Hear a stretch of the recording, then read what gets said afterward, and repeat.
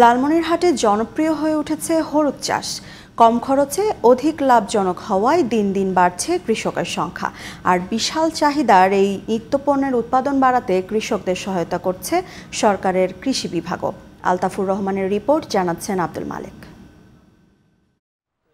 বিয়ের পিঁড়িতে বরকনের গায়ে ছোঁয়া আর তরকারির রং পরিবর্তনের মশলাই নয়, হলুদে রয়েছে অ্যান্টিঅক্সিডেন্ট, অ্যান্টিসেপটিক সহ বিভিন্ন উপাদান, যা মানবদেহে রোগ প্রতিরোধে গুরুত্বপূর্ণ ভূমিকা পালন করে।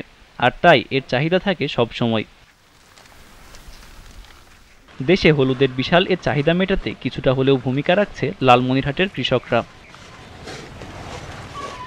সঠিক নিয়ম মেনে হলুদ চাষ করে বিঘাপ্রতি 50 থেকে 55 হাজার টাকা খরচ করে 3 থেকে 4 গুণ লাভ পাচ্ছেন কৃষকরা। এটা অল্প খরচে বেশি বিক্রি হয়। এটা আগের তুলনায় বর্তমানে লাভজনকই। আমার 50 শতক জমির মধ্যে আমার খরচ হয়েছে 50,000 টাকা এবং লাভবান হইতে পারি মিনিমাম 1.5 লক্ষ টাকা।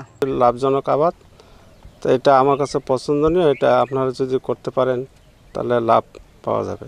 ঔষধি গুণ থাকা এই হলুদের জন্য অনুকূল ভূমি ও পরিবেশ থাকায় কৃষকদেরও উৎসাহিত করছে জেলার কৃষি অফিস। রোগবালাই এবং পোকামাকড় কম, এই রোগবালাই এবং পোকামাকড় কম হওয়াতে এবং যেহেতু মোটামুটি একটা কম উর্বর জমিতে হয়, তাহলে উৎপাদন খরচটা কম। কৃষকের যেহেতু উৎপাদন খরচ কম হচ্ছে, সুতরাং তাদের লাভটা বেশি। এবছর জেলায় 655 হেক্টর জমিতে হলুদের চাষ হয়েছে।